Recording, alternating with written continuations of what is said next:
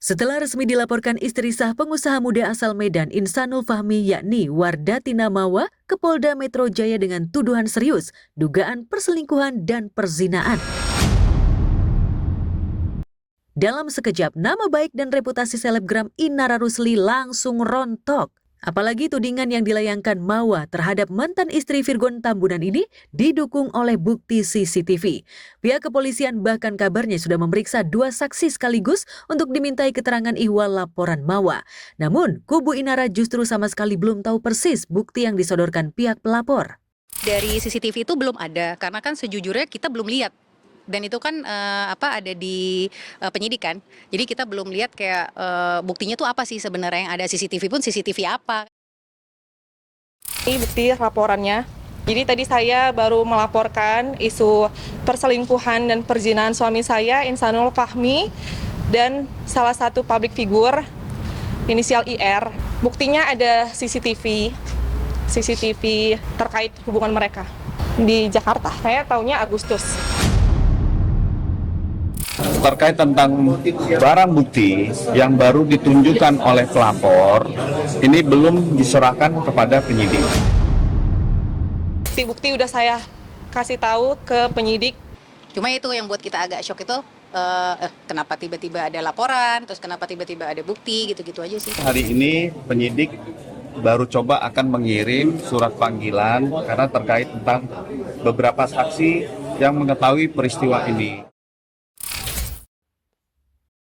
Saat kabar dugaan perselingkuhan yang menerpa Inara mencuat, ibu muda 3 anak ini disebut-sebut tengah menyepi dari kejaran juru warta.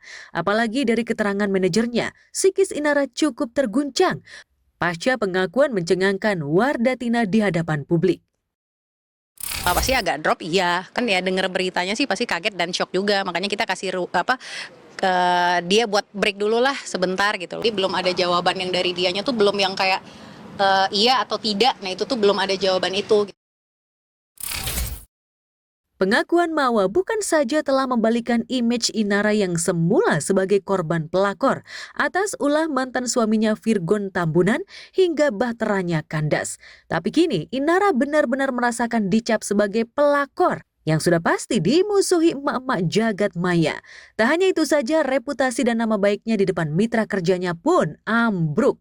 Beberapa sponsor acara yang dibintanginya bahkan sudah membatalkan kerjasama. Jadi mungkin ya agak sedih dan kecewa pasti. Aktivitasnya Kak Ina sendiri keganggu nggak sih? Pasti keganggu. Apa? Saat ini break dulu. Ada banyak perusahaan-perusahaan yang kontrak sama dia membatalkan ini. Kan sedih. Lantas benarkah karma benar-benar tengah menerpa Inara?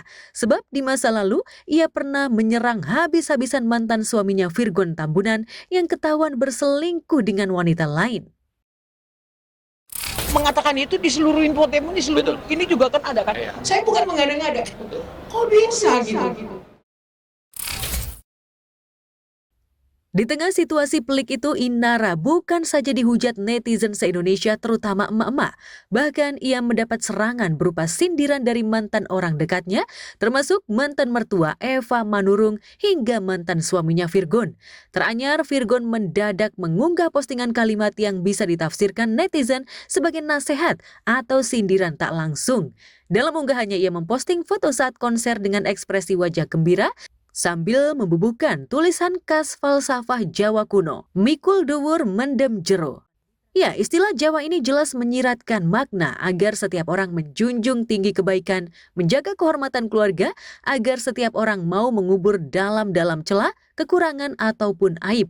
Benarkah sindiran ini juga berlaku bagi Mawa yang kini membongkar aib suaminya tanpa tedeng aling-aling? Ya saya tadi izin sama anak, minta doa juga sama anak kan. Saya nggak expect bakalan terjadi seperti ini. Maka ketika orang ada sedang bermasalah, nggak usah lah ikut ngejudge kan gitu ya. Kenapa? Liter apa yang kalian pakai untuk menghakimi orang itu juga yang akan datang sama kita.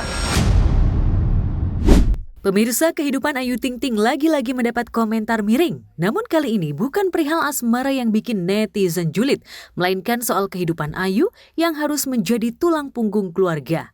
Berawal dari postingan Umi Kalsum yang meminta agar Ayu tetap sayang dan membahagiakan orang tua serta anak sematawayangnya, rupanya menuai beragam komentar negatif. hingga netizen merasa kasihan lantaran Ayu dianggap dijadikan mesin ATM oleh orang tuanya. Jangan bosan-bosan, selalu bahagiain ibu Ai sama anak kamu ya nak. Itu pesannya. Sejak merintis karir di industri hiburan tanah air, hidup Ayu seolah memang sudah didedikasikan untuk membahagiakan orang tuanya. Ayu bahkan rela kerja mati-matian agar keluarganya bisa hidup bahagia. Tak ayal Ayu merasa sakit hati saat dituding menjadi ATM orang tuanya. Netizen pun seolah makin meyakini jika Ayu memang dituntut untuk kerja keras lantaran celotehan-celotehan Ayu yang dilontarkan sebagai bahan candaan justru dianggap netizen sebagai curhat colongan Ayu yang ingin mengeluarkan keluh kesahnya. Namun, lagi-lagi Ayu membantah tudingan-tudingan miring yang dialamatkan kepada orang tuanya.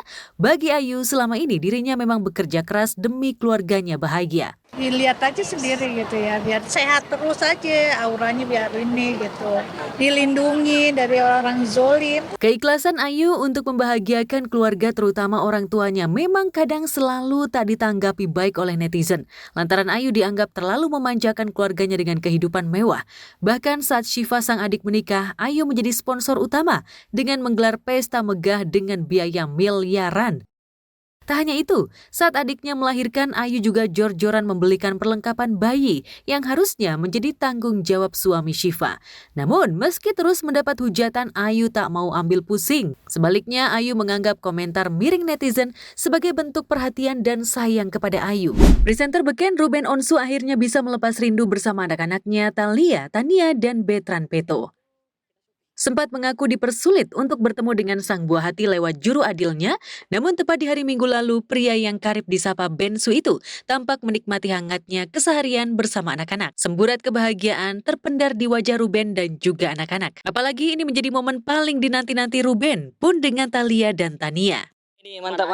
Ini the best. The best. Kemarin kita habis quality time. Kita kemarin itu quality time-nya itu di mall. Ya, jadi jalan-jalan seperti biasa gitu. Habis quality time kita langsung main-main bareng sama ayah sama adik-adik gitu. Habis itu kita shopping. Aku terharunya karena karena ayah sekarang itu lebih fresh aja. Terus ayah juga sekarang punya punya ciri khas gantengnya sendiri gitu. Gila dengan rambut botaknya, mantap tuh. Rambut botak ayah gitu. Tuh aku kadang suka gini, halo Paji gitu. Halo gitu. Aku kan sekarang gitu kan, kalau misalkan ayah lagi habis sholat kan, aku bilang habis sholat Paji gitu. Habis sholat Paji gitu. Ayah? Iya, dia bilang bisa aja lo, gue gitu. Sederhana memang pertemuan Ruben dengan ketiga buah hatinya. Menikmati wahana permainan di sebuah mal di kawasan Tangerang, lalu ditutup dengan makan penuh cinta. Pertemuan sederhana itu begitu membekas di hati Ruben. Dan sayangnya ketika Ruben menghadiri premier film, kedua putrinya tak bisa menemani lantaran terlalu larut. Udah pasti dong. Dan besok kan mereka juga sekolah ya. Jadi ini kan juga jamnya nontonnya juga di 20.45 ya. Jadinya cukup larut untuk mereka bisa ikutan di sini gitu. Tapi yang pasti semua kegiatan yang aku lakukan mereka juga tahu gitu.